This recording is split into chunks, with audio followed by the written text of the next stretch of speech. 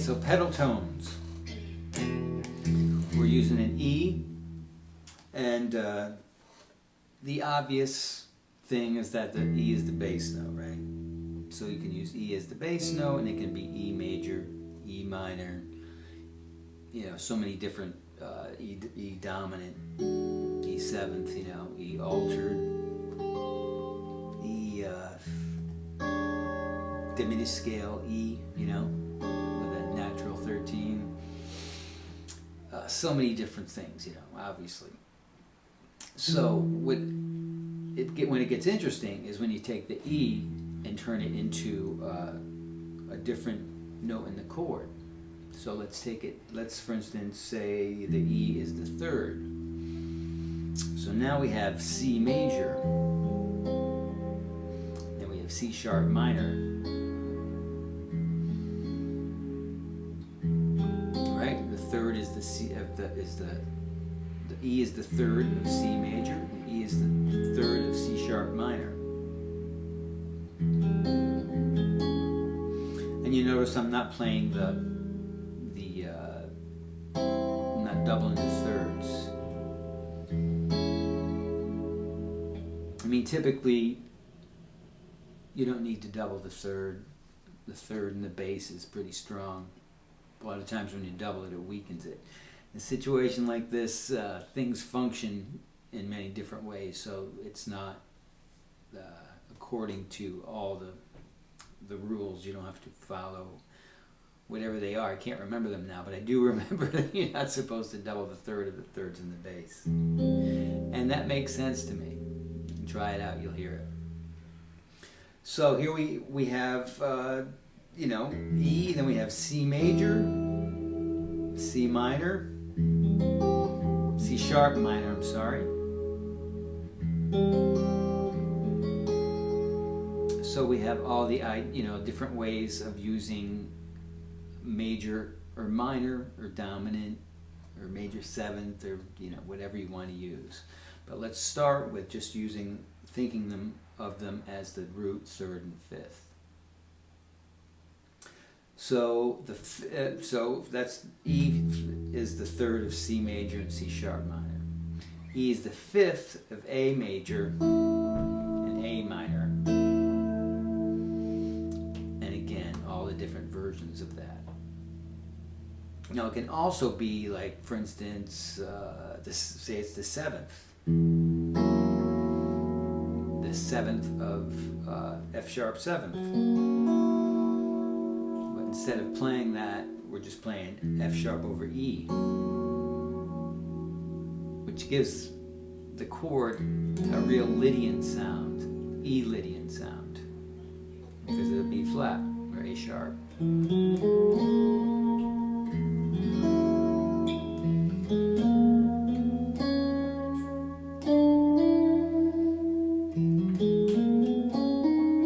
Major or dominant.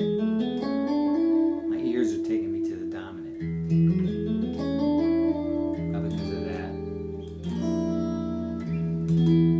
So you could make up a progression just using the, let's say, E, A,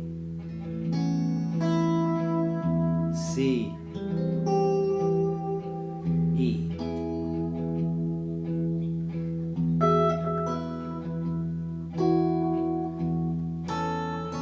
A, C, back to E. Or we could change it around. C, or E, C sharp minor, A minor, E,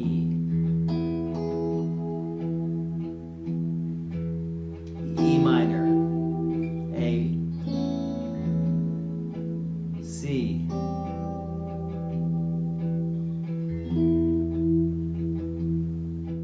so there's a good example of a way to creating a chord progression with just one note in the bass. So you're not just playing over one chord. You're playing over 3 chords, or as many as you want. You can do a lot more than 3. But that's an example of how this works. And whether you're playing the chords or not doesn't mean you can't solo over that. So if it's just, I'm going to solo over E, Mixolydian sound.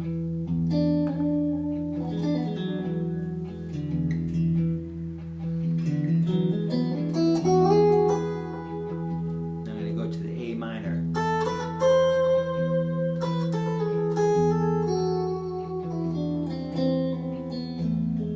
Back to the E, not to the C.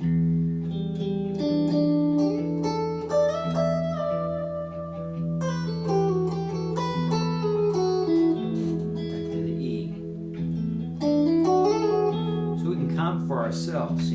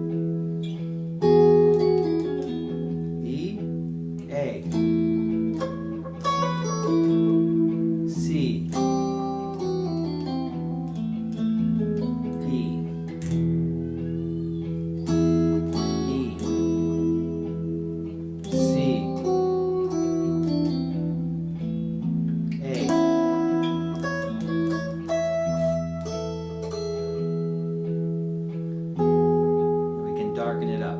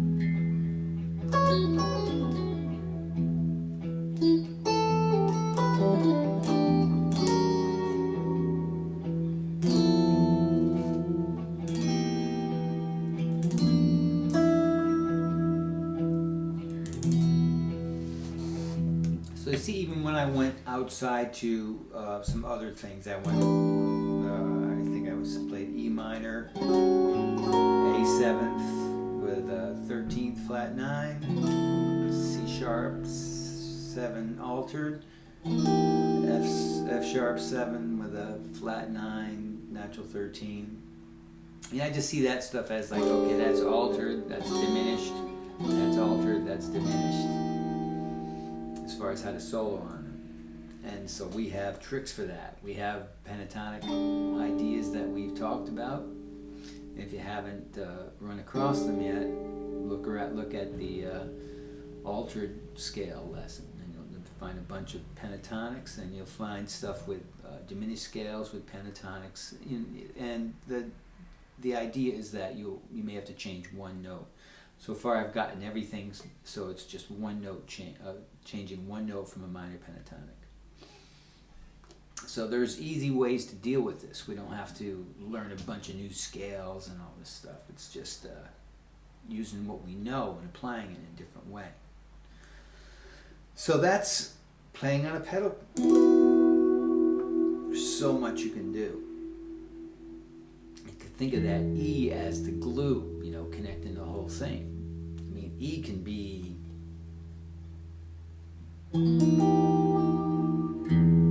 the seventh of an F sharp diminished scale chord.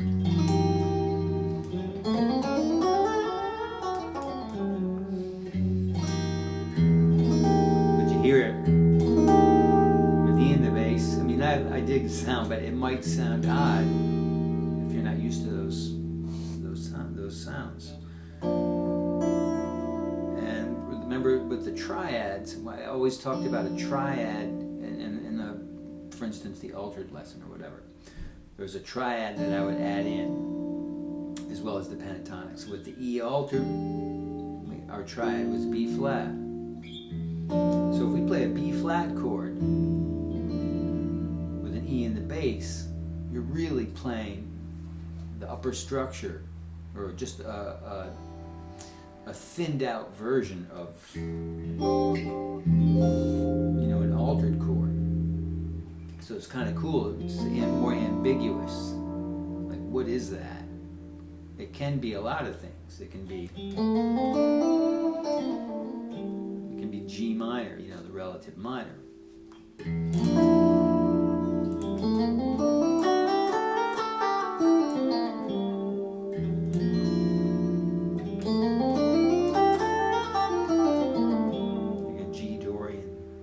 Sound.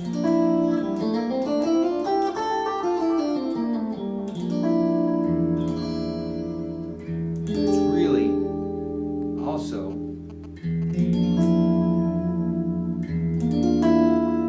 part of the E7 sharp 9, flat 13 altered sound.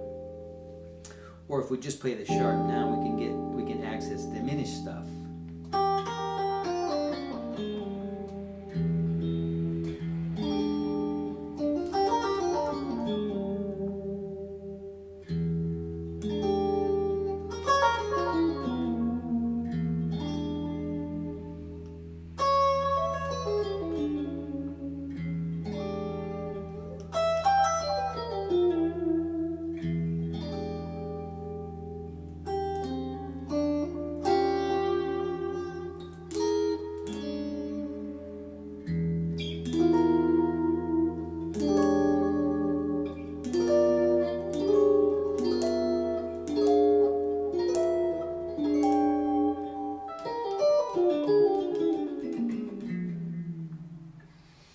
So many ways to deal with this. The more academic, or the more fundamental information you have about harmony, the more creative you can be, the freer you can be from the thinking about it. I'm sure you can see my brain thinking. You can see the wheels turning sometimes when I'm playing here, because I'm trying to demonstrate something. And sometimes that's kind of can be hard for me, because I just space out and start improvising. Sometimes I will stray from the exact thing that I taught. I'll play the exact thing and then I'll play something else. That's where my ear is taking me. And I think that's a good thing to show you. Your ear is the instrument. Not the guitar, the ear is the instrument. So you follow your ear. And if you're, if you were able to execute what you hear, it doesn't have to be fast or loud or fast or fancy or anything. You can just be melodic. You can access what you hear you're in business, you're a musician, you're an improviser. Some people say, oh, I hear this, but I can't play it, and I don't buy that. Like if you really heard it, you could play it, or you could figure out how to play it. So there's a little bit of, I think people mean like, oh, I hear something that's something I don't know about, but I hear it. I hear it there. I want to hear that altered sound, but I don't know how to access altered sounds or diminished sounds. Because let's face it, you know, it's America. We played major chords, we played minor chords, we played dominant chords. And that's, you know, all this stuff works for the blues too, by the way. Everything we do works for the blues. Let's play a blues with this E pedal. Check it out.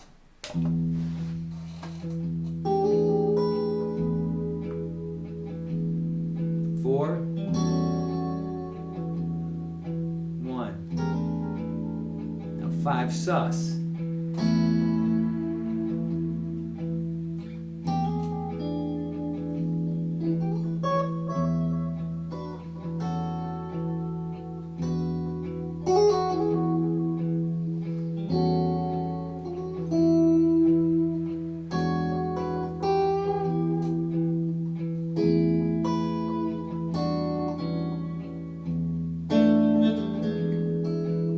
So you can even do a blues here because for the E7th, the E is the root. For the A7th, the E is the 5th. For the B7th, the E is the sus. And the sus is an A major, or you know, you can play it like that, or you can play it B sus like that, which gives us some tension tones. It's an A over a B, one step below the root. You've heard me talk about this stuff. So what's happening is everything is overlapping. Everything we've talked about, it all overlaps. It all works together, you know. So once you get something from one of these lessons, you bring it to the next lesson, or I'll bring it to the next lesson, and then I'll add something new to it. And with this, with an open thing like this, a pedal tone, you have all the freedom in the world. Enough to hang yourself, you know, for 2 or 3 times easy within 20 minutes. And enough to also find something new. I mean, you know, find something you haven't played before.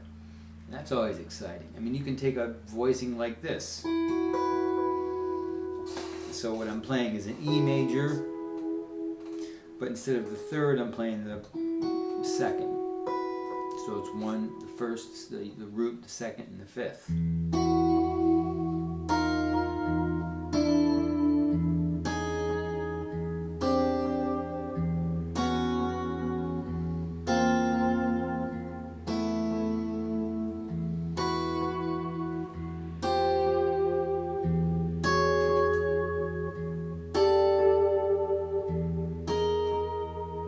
For everything. It just functions a different way. So even if you're just moving your hands up the neck with one of these voicings, you know, make note of what you like. Like, oh, I like that sound, appeals to me. There's something about that resonates with me. So you use that. And it's building vocabulary. And we're doing it over one note. It gives us a rule. You know, we want freedom. Freedom, you have to be free from something, right? Or you're not, or it doesn't mean anything. It's like, if there's nothing quiet, then there's nothing loud, right? So you have to be free from something. And freedom really is just knowledge. You know, the more knowledge you have harmonically, the more freedom you can play anything over this E. Anything. And it'll work if you set it up right. You can play something that has nothing to do with E, but if you play the 5 of the chord before that, it's going to resolve to that, and then it's going to resolve, you know, to the next place that's an obvious resolution. So the internal workings of harmony, you know, the logic, internal logic, 5-1, 5-1, 2, 5-1, it all applies. So you can't really, you can do anything you want to in the end, but the more knowledge we have, the more freedom we have. So let's do a combination of using our heads and our logical connections we're making, talking about harmony, and just screw around with stuff. Just try stuff. You'll find cool shit at each either way you do it. I'll play some more for you. I'm gonna take it out a little bit.